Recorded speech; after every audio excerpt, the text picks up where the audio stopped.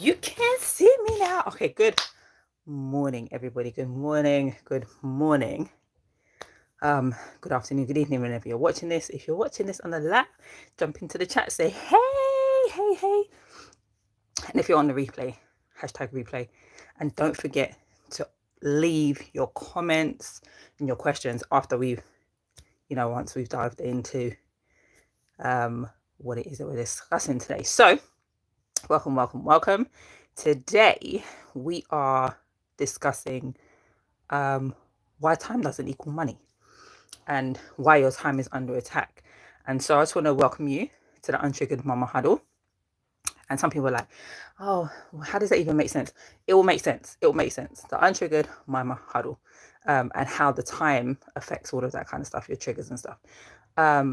So quick, this video, today's live, is for you if you feel like time is like slipping through your fingers, or if you feel like you notice like all of a sudden your children have just like grown and you've missed something. You're just like, where has the time gone? Or if you like feel that it's so easy for you to lose track of time, or even like your partner, you and your partner, your spouse, you're feeling a bit weird. Time is going and I don't want time to keep going, and I don't even know who he is anymore, like, or he doesn't even know me anymore. Like, time is going and things are happening, and sometimes we just don't keep in contact. We might live in the same space and be around each other, and we're not checking in. We don't really know what's going on. So if any of those kind of things or anything similar, stuff that's going through your mind or you're actually experiencing right now, then today's live is for you. Okay, so I just want to say that I hope that this live should help you get some clarity as to why all of these things happen. So again, welcome to this channel. And this section of the channel is called the Untriggered Mama Huddle. We meet here every Sunday for about half hour or so. And we discuss things that are going to help you reclaim your time, and just figure out all this trigger stuff, right? So I am a trigger management coach. Hi, my name is Nicole, trigger management coach, and I help high achieving mums to overcome. That's what I do. I help them to overcome and break free from the cycles of self-doubt and that mom guilt stuff that we go through. Yep, that stuff, which enables them to be able to like fully excel in their motherhood as well as their careers. Because let's face it, if we're rocking it outside, like, it's not fair to give everything to the outside. We need to be giving it to home as well. So we need to be able to be rocking it in all areas. So I help high achieving mums to be able to manage, not even just manage, to be able to rock it in motherhood the same way that they rock it in their career, in ministry, whatever the thing is that you do and you do very well outside of the home. I help you to make sure that that kind of stuff can also happen inside the home, right? Enabling you. So once you do that, it enables you to just rock this thing called motherhood with this unwavering confidence, right? Because like I said, it's not fair. Let's face it, it's not fair. It's not fair that everything else can be like on 100 or on 10, and the motherhood, the home life isn't. All right, cool. I need to get these glasses adjusted. Sorry for the constant fixing. All right, so on this channel, I share like personal strategies or strategies that I've seen work for some of my clients and some of my friends and all that kind of stuff. I share insights and I share wisdom from the Bible. I share stuff from a biblical perspective. And so like whatever the Lord literally puts on my heart each week is the thing that you're going to hear, basically. And so I share it with you all. I share it with you all willingly, sometimes not so willingly, because I'm like, Lord, this one might hurt a little bit, but it doesn't matter. I'm just being obedient. So let the word do the work that it's supposed to do. And if you hear something that grabs you, that, that moves your spirit, that makes you feel a bit, or, makes you feel convicted, don't get a bad attitude. Get busy. Like, start putting in the work. Start being intentional in delving into the thing that actually moves your spirit. Like, do the word study. Like, ask some more questions. get commenting in the comments, like whatever it might be, like figure the thing out. Don't get a bad attitude about it, like why are they talking about my bit, like why are they saying all that? Don't get like that. Let's do the work. Let's get busy implementing, like, and applying the word or the work to the thing that moved the spirit within us. Okay, all right, so let's just pray. Father in heaven, thank you for these few moments that we have together. Thank you for this space and this time, like this little section of YouTube, which with all its billions and trillions, gajillions of users, Lord. But thank you for this section that we can speak about this stuff openly and honestly and actually get the help that we need, not feeling shame or anything. Like, there's people that don't want to talk about this kind of stuff, because let's really speak the truth and take off the mask. As Christians, sometimes we think we have to have it all together. We have to show the world that we've got all of this stuff, and I'm an excellent mum, and I'm an excellent chef, and I'm an excellent wife, and I'm an excellent career person, and I'm excellent at all the things. And really, we're not. And we're finding it very hard, and we're juggling too many things, and inside we're broken, Lord. And you want to fix us. And so I pray, Father, that you will lead my mouth, that you will lead our hearts, you will open our minds and our hearts to receive the word that you have for us, Father, in this season. Your will be done on earth as it is in heaven. This is your time. This is your space, Lord. Guide my mouth and let your daughters hear the word that is for them. In your name we pray, amen. All right, Father. Help me, Holy Ghost. Right, so this week, as I said, we are discussing time, basically like time management, why your time doesn't actually equal money, and why your time is actually being attacked. As a mum, we know that there are like millions of things that we're doing every single day, and we're coordinating schedules, and not just one schedule, because you've got to coordinate your schedule. If you've got your spouse, you've got to coordinate with their schedule. Then you've got, or just as a co-parent, you have to coordinate with those people's schedules. They've got the school schedule and all the trips and activities and stuff that your children have. And then your children have nap times and meeting times and all these different things that happen. And so we're coordinating loads of different things, not to mention our day-to-day, making sure that there's food, doing the school run. I homeschool, so I'm not doing the school run necessarily, but I am doing the back and forth. Like, I'm homeschooling, I'm here and there, got phone calls to make, running the business. We're doing loads of different things, right? So let's just say we've got thousands of things to do as mums, right? And this is part of the issue. We always feel like, I don't have enough time. Like, can I have a few more moments? Like, can I have another hour or so in my day to pack all this stuff in? Like, can I do that? No, we're all limited. We all have the same 24-hour period of time. So why is it that some mums, some women, some people seem to be super productive? They seem to have all of the things, they seem to be able to tick all the boxes and get everything done. And why is it that you do it and you try it and you can't? And why is it that, why I can't, all of that kind of, why? Right, so we're going to be discussing a few of these things today. Hi everybody. So today we're discussing time management as a busy mom, right? It can be for the fathers as well. This section is about, it's for mums, untriggered mamahood, but dads and stuff can be here as well. So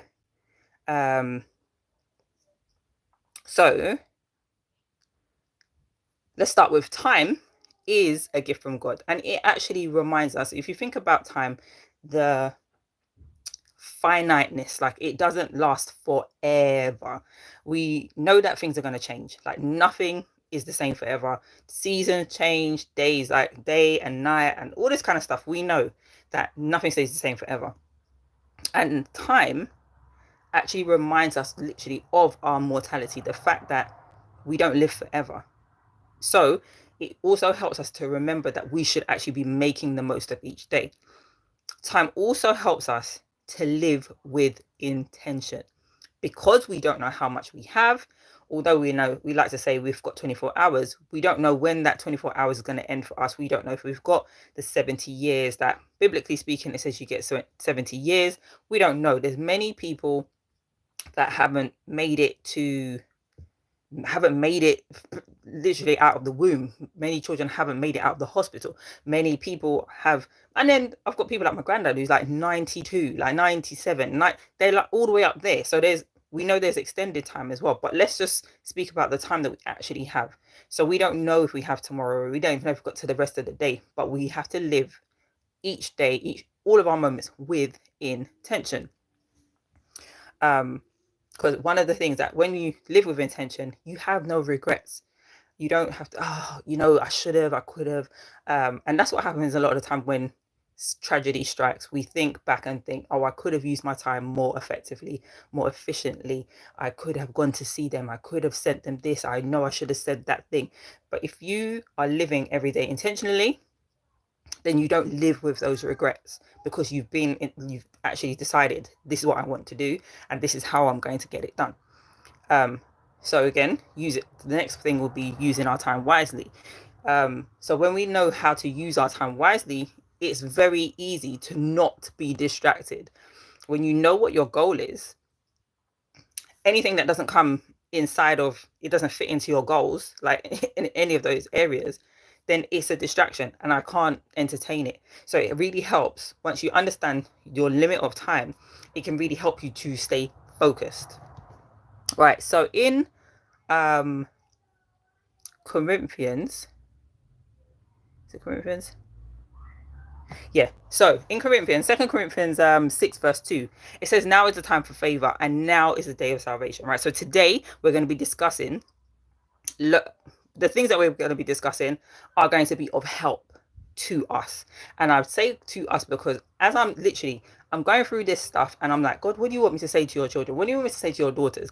And he is speaking to me. I was saying it to my husband today. I was like, oh, I'm saying all of this kind of stuff, I'm like, God, what do you want me to see? And everything, he's speaking directly to me. Right. So don't, like, I'm not trying to tell you, I'm not trying to preach to anybody and tell them this is like, I'm just saying this is what God is telling me. He's revealing to me, like, in this season, this is the moment, this is the time for, he's giving us favor. He's also saying now's the time for your salvation. Like, this is the time to start doing the things that I've been telling you to do. All right. So there's a few scriptures that I'm going to go through today, but one of them, Psalms 90 verse 12, it speaks about, it says, teach us to number our days that we will have a heart full of wisdom. So obviously we don't know how long we have, but if we go with, like, I guess the 70 years, we can go with I'm not even saying 70 years, like I'm going to go day by day. So teach us to number the days. Like, every day is special. Every day is important. And so this is why we have to be super hyper focused, hyper intentional about what we're doing. Ephesians 5:15 and 16 speaks about redeeming the time because the days are evil, right? And so when I first heard this, I was like, what are you talking about? The days are evil. It doesn't mean like literally every day is evil. It just means like there's lots of stuff that's happening in, like, your time in life. There's just lots of bad things that are happening and stuff. But what God is saying is like, redeem your time, buy your time back. Why do you need to buy your time back?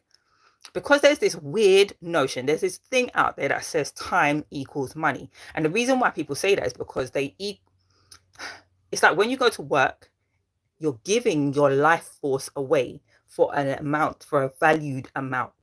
And so that's why people say time equals money. That's why I don't have time to mess around. I don't have time to play, baby. Sorry, because mommy has to work. And I don't have time to go out to eat with you guys because, I have to work, because my time equals my money.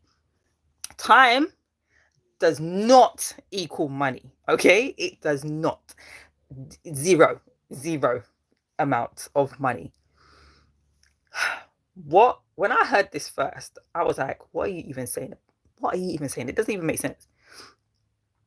But let me just break this down and then you can tell me what you actually think.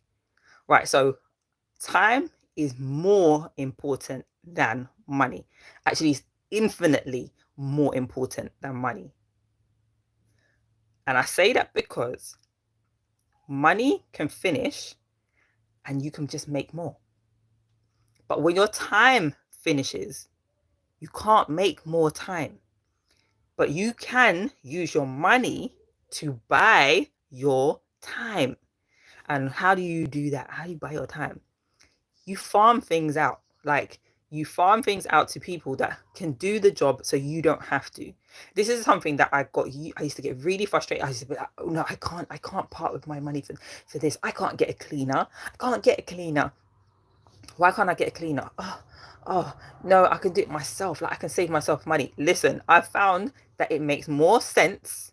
It makes more sense for me to utilize my time. I could use my time more effectively and more efficiently. I can get more stuff done that actually move the needle for me in business, in finances, in family, in my faith. So much time if I farm certain things out. Getting the shopping to be ordered and dropped to my door. Before, I used to be like, that's such a lazy option. It's not lazy. I'm buying my time back. There is somebody that doesn't mind picking my shopping and dropping my shopping to my door. Thank you very much. Thank you very much. Because in that time, what else could I be doing? What fun things could I be doing with my children?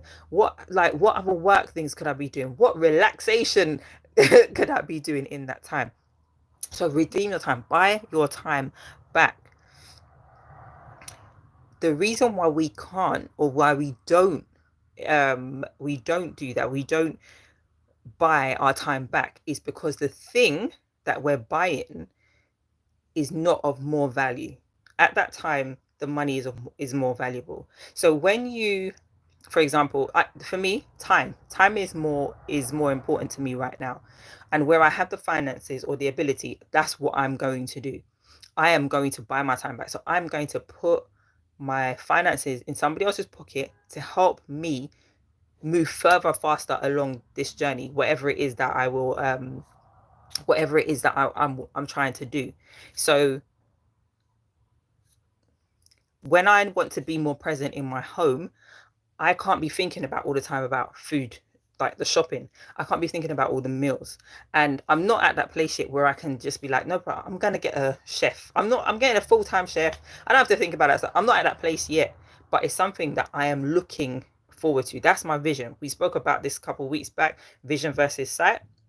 So my sight right now is like, that's not happening. But my vision is like, in the future, we're going to have a personal chef, someone that cooks my meals for me to help me redeem my time. Why? Because certain people, that's what they enjoy. They enjoy cooking meals. They enjoy looking after people. Some people enjoy cleaning. Why am I going to do that? Why am I going to deprive you of the thing that you so want to do? Buy your time back. Nothing wrong with it whatsoever. All right, so as I was saying, the thing that you're exchanging your money for, it doesn't have the value that you want. So you're not exchanging the money. You won't pay to get that thing back. Why? Because you don't value it yet. So I do. And so where I have the ability to, I will exchange that money because I value my time more. And you won't buy back your time until you value wisdom, knowledge, understanding, and the fear of the Lord. So I learned this as well. Like Solomon, they say the wisest man that ever lived. He's the wisest man that ever died. But he had the fear of the Lord, and he valued wisdom, knowledge, and understanding. Without a doubt, the whole Proverbs, the whole of Proverbs is about wisdom, knowledge, and understanding. And so when he does, like, when he talks about these things, like, he speaks from a place of experience. And so we have to take these things like to heart. Look at these things. Nothing is in there for a joke. Everything's in there for a specific reason. And so when we look at this stuff, we see he was the wisest man that ever lived. He was also the richest man who ever lived. And why was he so wealthy? He asked God for the wisdom. He said he didn't ask for the lives of his enemies. He didn't ask for longer life. He asked for wisdom to govern the people, wisdom to do the job that God has called him to do, the assignment. Lord, this is too big for me. However, like, just give me the wisdom to do the thing. And God said, do you know what? You didn't ask amiss. You asked perfectly. And because you asked for the wisdom, you're going to get everything else with it. And so this is what we need to do. We need to ask God for the wisdom in doing the thing that he's called us to do. So it's not just our career, and it's not just motherhood. The things that he's actually called us to do, Lord, give me the wisdom to do the thing. Part of that is managing our time, being diligent. The word that God has put on my heart this season is diligence, and being able to manage the things, steward the things that he's put in our lives, and doing them well. A lot of the people here, not here, but a lot of people, what I find is they want the effects of whatever it is. They want the outcome, but they're not interested in what caused the outcome. So you have these people that would win the lottery. Oh, when I win the lottery, I'm going to do this, I'm going to do this, and I'm going to do this. And those people, statistically speaking, end up with zero money within a few years because they have the effect, but they didn't understand the cause. So you end up with this boatload of money, but still haven't figured out how to keep, save, invest, and make that money make more money. So you have the same habits and you keep the same habits. So even if you have that million, gajillion monies, like, you're not going to do anything different because you haven't learned what the cause to make the actual effect. And so this is the same thing that happens within our lives as well. We want to have the success in, I want to be more intentional. I want to be more present. I want to be more happy with my children. I want to be there more with my spouse. I want to be more tranquil. I don't want to be as angry. Like, we want that, but we don't understand what causes that. So if we can find the root, then we can get the fruit. And that's the thing. A lot of the time, we're like, I'm not interested in the root. I'm not interested. That's hard work. That's, yeah, all that stuff. But what I want the fruit. But you don't realize the work that goes into creating and maintaining the fruit. And so we look at other people and we look at them. We're like, oh, why can't I? Why can't I? Listen, the reason why we can't, or we haven't yet, is because we haven't gone to the root. We need to find out the cause. It's scientific. It's a scientific principle, cause and effects. You do something over here, it affects something over there. You do something over here, it affects something over there. And the same thing is it's just a scientific principle. So it does the same thing within our lives. If you have an effect that you currently are unhappy with, you need to go back and dig deep and find out what the cause of that is. And it's not everybody else's fault. There's something that you can do. When we have to take ownership at some point of our lives and decide, no more. Like, I'm not doing this anymore. I'm not getting the fruit. So I have to go to the root and figure out this thing. And this is where our time is so important, because if the devil has us busy doing all of the different things and looking and comparing and contrasting our lives to all these other people, then we don't ever sit down, like, Selah, and just think about what's actually going on. And the whole problem, the whole point, the whole ploy is to keep us so busy thinking we're doing good things, and good is the enemy of great. Making us think that we're doing good. You're doing all right. You're doing better than you were last year. You're doing better than so-and-so, the neighbor. Their children aren't as good as your children. You've allowed your children to get to a better school, and you know, your husband is working here, there, and everywhere. Oh, your hair looks like, we're constantly comparing and contrasting ourselves like it's okay, but it's not. There's a standard that shouldn't be. It's not from everybody else, but it's God's. What is God's standard, and what is the vision that you have for your own self? But if you don't pause to think about it, then you'll just keep going. And this is why there is an attack on our time, because the time is the only thing that we actually have. If you did the rest of your life just doing all the stuff, just going through all the motions, and you get to the end of your life, there will be that point of regret, because you haven't actually sat and thought about what you really wanted. You did everything else. You did everything that everybody else wanted. You went and did the courses that those people wanted you to do. You went up the ladder like your manager expected you to do. You just did what your parents thought that you should do, and what your neighbors were all doing, and it just seemed like it's something that you should do. But what were you called to do, and what is on your heart? What is in your soul? Hi everybody, hi. To do, because at the end of your life, when you look back and then you realize, because that's when you speak to the old people, when you speak to those people of wisdom, they look back and no point ever do they say, I wish I worked more. I wish I worked more. They always have like, oh, I wish I spent more time with my family. I wish I went on, spent more time on myself, like looking after my health, investing at a younger age, not spending so much money and not chasing the money.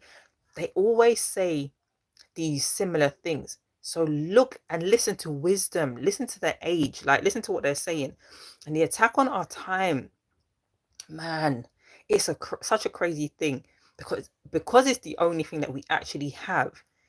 It's the thing that's pulled, the life force literally that's pulled from us, and you feel bad for not going to this thing and not going to that thing. However, when you stop and you pause and you think about what you really want, you have to do you have to do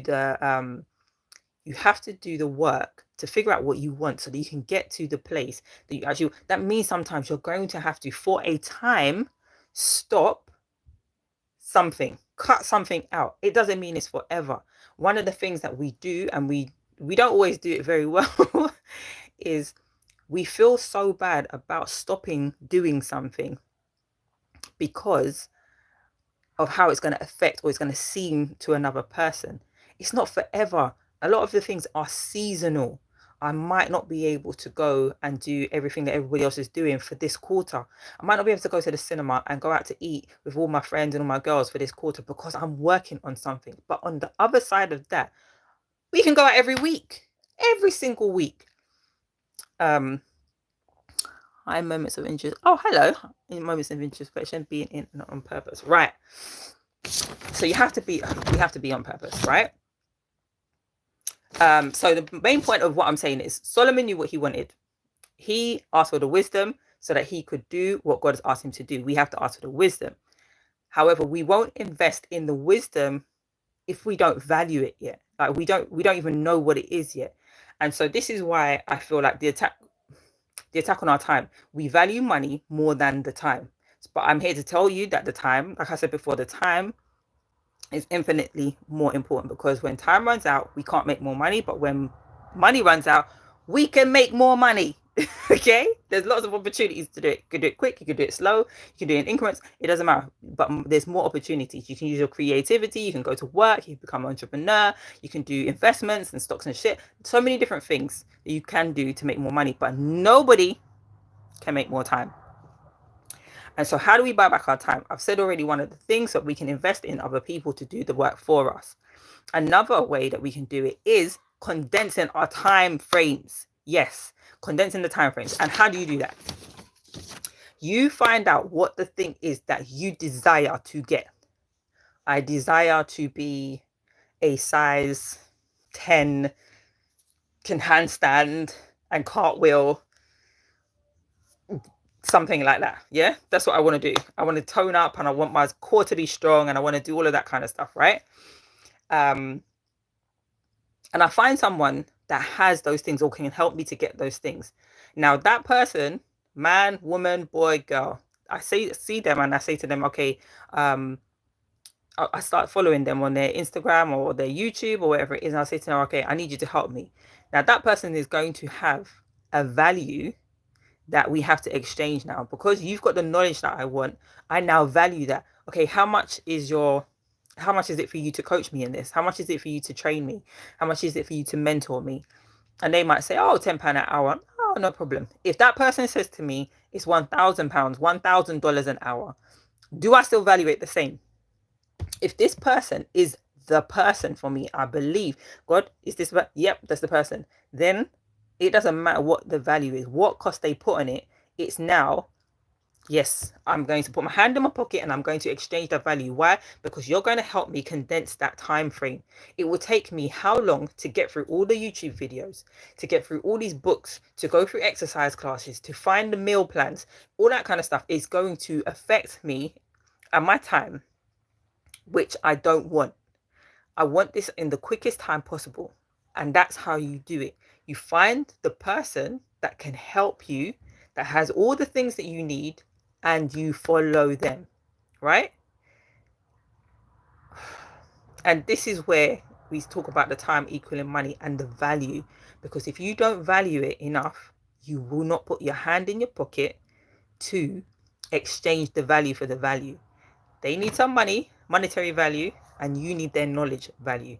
And they have put it together in a clear, succinct way, formula, plan that is going to work for you. Instead of you having to trail through the rabbit hole of YouTube or whatever it is, and books and libraries and all that kind of stuff, and they've just done it for you. And this is the value. This is why time doesn't equal money, right? And this is why, again, there is an attack on the time, because if we think that money is of more importance, then we'll say, nope, sorry, I'm not paying that. I'm not paying that. But what you don't realize is that you actually don't value yourself enough. You don't value your money, your time enough. You value money more. However, if you get yourself that mentor, get yourself that coach, invest in that thing, the wisdom, knowledge, understanding, then what you could learn in 5 years, you could potentially learn in like 5 days, because these people have put, whoever the people are, they put it together in a lovely course. They put it together in a book. That's the whole point of book. The book, when you look in a book, all of it is in order. You can go to any title you want and be like, oh, that's exactly what I need. It's organized. And that's what you pay for. You pay for the organization that you don't have to think about. You don't have to think about the structure or anything. So why do I say this stuff? I say that coaching, I've learned that coaching is the fastest path to success. Like the mentorship, someone else that's gone before you, that so you don't have to make all of the same mistakes that they've made, and it takes them 10 years, 15 years to figure out. You can read a book and be done, like, and get it all their knowledge that it took them 20 years to figure out. You can read a book and be done in a week. Some people a day, couple of days. And then you can start implementation. Invest in it. This is how you redeem your time. Coaching, I'm a big fan of coaching. And so this is the reason why, because they have a map. They've done it before. So you learn from somebody else who's done it before, so you don't have to make all of the same mistakes. They're still going to make some mistakes, but you're not going to make all of them.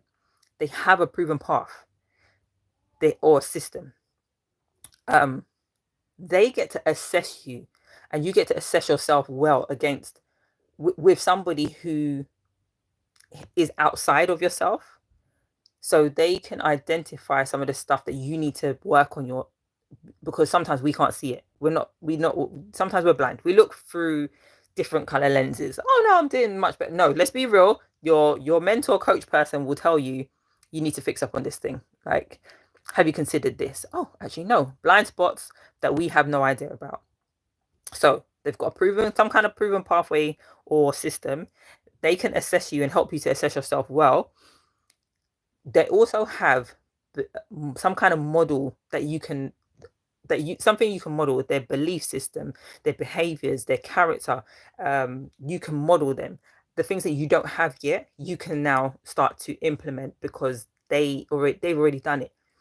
Something drew you to a person. Something drew you to that person. What was it? Was it the language that they used? Was it the way that they dressed? Did they actually have the lifestyle that you wanted? What was it? There was something that drew you to that person. So when you figure that thing out, their beliefs and their behaviors, you can now model them to become your own and help you get on that path to the success that you actually want. And the last thing is that person that you choose to mentor you, they're going to stretch you. They're going to guide you, but they're also going to stretch you. So they're going to challenge you. So don't get upset with them. As I was saying at the beginning of this, don't get a bad attitude. Get busy implementing the thing that touched your spirit. Whatever it was that got you moving, like made you feel, like work on it. There's a reason for it. And it's easy. We always, it's human nature to choose the easy path most of the time, the path of least resistance. Electricity does it too, and human beings are no different. If it's going to be easier to walk this way, then I'm going to walk that way. If it's going to be harder because, I don't know, there's thorns and bushes, I don't really want to go that way. And that's where the easy, hard principle comes in. So it might seem easy to I'm going to do it myself, but it's actually going to be harder. It's going to take you longer to achieve the thing that you actually want to achieve. If you could condense the time frame of, I don't know, can't think, in motherhood, I can't think of something right now. We're talking about being angry, figuring out what the thing is that triggers you all the time, and putting an effective system in place, or systems in place that are going to help you to overcome that thing. How valuable would that be? How valuable would that be to you? Rather than you taking 10 years to figure it out, if you could figure that thing out in 30 days and be living the life that you dreamed, be that tranquil mum, be that more present mum, be the mum that has it all together, the wife that has it all together. When you get home, you know, you feel like that domestic, like you feel like Snow White, and sit like, whoo, like you can sing, like the birds and everyone's around, like, because you're just in a different place. If you could do that, what would that be to you? How much would that of value? How much value would that be? And this is where we have to now decide, is time more valuable than the money? Some people will say, nah, it's all right, I'm gonna just do it myself, I'll figure it out. And then other people be like, I'm gonna invest, and I'm gonna find a way to invest in myself. But it's not just in yourself, it is in yourself. As I said before, it's the wisdom, the knowledge, and the understanding. That's what you're invested in. And when you get that, the quicker you can get that, is the quicker you can implement, which means it's the quicker that you get to the place that you desire, the level of success that you actually want. Let me give you some examples of people. Jesus was a coach. Yeah, because he had 12 disciples. And let me tell you, just because you have someone as a coach doesn't mean you're always going to succeed, because you don't always do the work. Judas flopped massively. Okay? He was in the presence of the Lord, betrayed him, and then didn't even think about, oh my gosh, no, but I could ask for forgiveness. Like, major failure. Like, major failure. Nothing to do with the coach. Nothing to do with the coach. All to do with the client, the student, right? Moses and Joshua. So Joshua modeled after Moses. Elisha and Elijah, you know, big in the game. David and Jonathan. And a lot of the time people don't even think about David and Jonathan, but David was actually in the court with the king's son, like learning how to do stuff in the court. Like, what? He was there with the king's son, best friends. He learned how all of this stuff. Anyway, Esther and Haggai, the king's the head of the eunuch, the head of the, he was looking after all of the Esther and all of those ladies for the harem. I don't know what they're called, I forget now. But she asked him for his insight, like, what should I take into the king? She was easily coachable. She was easily mentorable, if that's even a word. I don't know. But there are so many examples of this happening. And even like as we're growing up, from children to adulthood, we are mentored, we are coached by our parents, by our teachers, and how to be. The reason why we are the way that we are because of literally the sum total of the things that we've been doing all of our lives. And so if you're unhappy with the results that you've been getting, change the input. And how quickly do you want that change is the thing. This is why our time is under attack, because if we value money more than we value the time, it's going to take us a longer time to get to that place of success.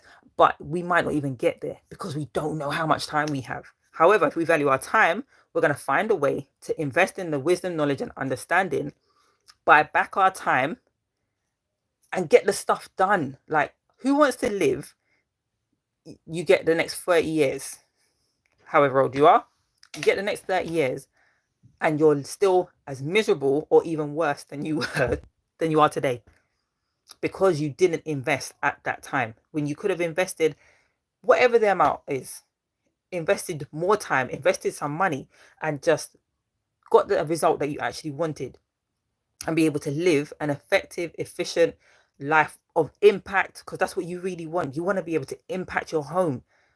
Like, it's not fair and it's not right that you can make such a difference at work or in your ministry to all of these other people, and in your home where you matter the most, you're not making that impact.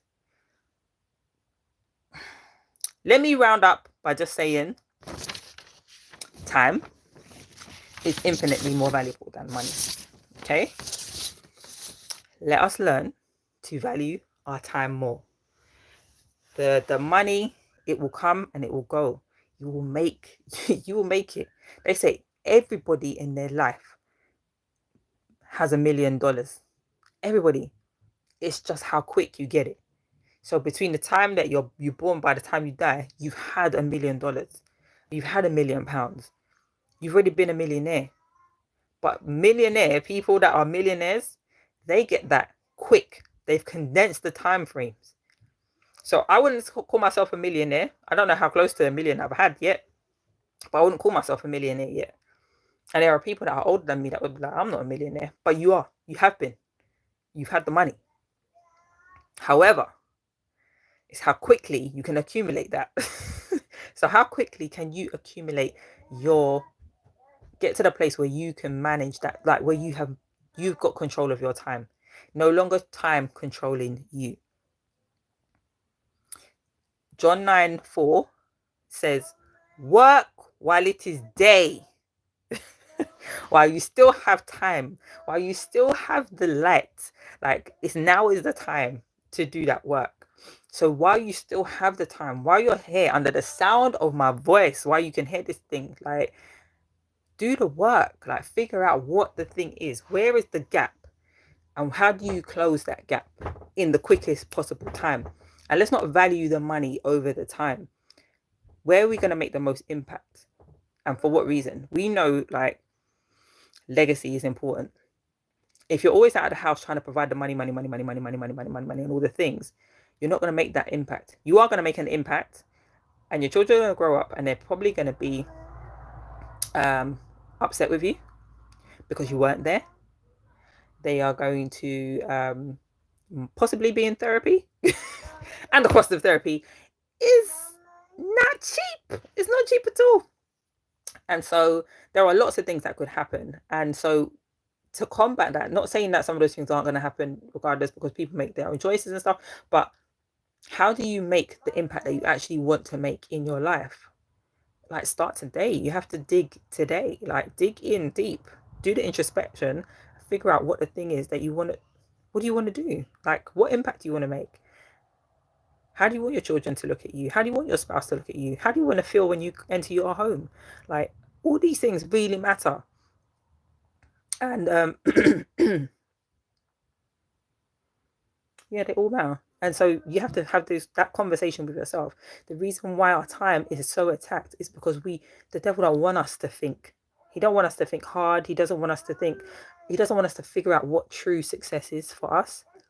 Because if we achieve that, then he loses. He loses. But what he doesn't remember, and sometimes we forget as well, is that he's already lost. Like, if you turn to the back of the book, the end, because there is an end, he loses. Like, he's already... Let's just do the work. Time is more important than the money. Don't let the system fool you. Don't let any people and all this kind of stuff fool you. It is important, yes. Money is important. However, it's not the most important thing. It's very high up there with oxygen. Yes. We need that because we need to survive. Yes. But the impact that we want to have in our homes and in our families is of infinite value, infinitely more valuable. And so redeem your time.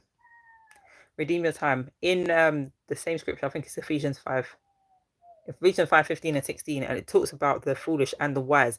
Now, the foolish people don't value their time, and the wise people do. Which side do you fall on? That's basically it. Which side do you fall on? And figure out the gap and close the gap with however you can. If you can't afford that $1,000 coach, then what's the next option? Buy the book. Like, everyone can buy a book. If you can't buy that book yet, then yes, follow them on YouTube and do this stuff until you can buy the book. But there's always something that you can do. It's in your hands. You have to take ownership now. It's time for you to decide what you want. And with that, mamas, that's it. The reason why we have our time attacked is because the devil don't want us to win, but he's already lost. Yeah. And time does not equal money. Time is more important than money, Because if we gave you $1 million now and told you that you have to die, everyone would say, forget it. Forget it. I'll stay alive. Why? Because you can make more money. You can make more money, but you can't make more time. All right. So with that, we're just going to close out. Yeah. Father in heaven, thank you for this time. Thank you for your word. And as I said before, as I'm speaking to your daughters, I'm speaking to myself. I am very convinced in this, Lord, that we must manage our time well. We must become better stewards. We must figure out the things that are important and figure out what those steps are towards getting that thing, Father. You give us the desires of our heart. So anything that we desire is not based on folly. I mean, as long as we're aligned with you, it's not based on folly. It's not empty desires, Father. There's nothing wrong with desiring to want to have more time with our family, to want to make an impact, to want to make a change in our families, in our homes, in our communities. There's absolutely nothing wrong with that, Father. And so help us to find out how we can make that happen. Help us to condense those time frames, collapse the time frames, help us to make the moves, help us to not have the bad attitude, but get busy, Father. Help us to reclaim our time, redeem the time. It means to buy it back. Something that was ours, something that was already ours, Lord. It's like we were giving it away.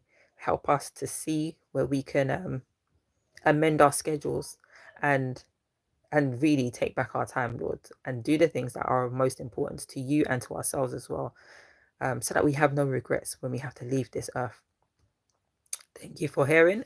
Help us also have an amazing rest of our Sunday. Thank you for this time again, Lord. In your name we pray. Amen and amen.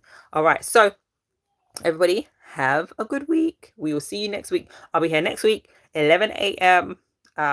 Talking more about trigger management and stuff like that. Whatever the Lord has put on our hearts. 11 a.m. EST, 6 a.m. 11 a.m. GMT, 6 a.m. EST for another Untriggered Mama Huddle. I'm here to help you just figure out how to just let go of those triggers and just become more chilled. Less triggered, more chilled. Less triggered, more tranquil. Okay. So I will speak to you next week. Have a good Sunday, everybody. Be blessed. Be blessed.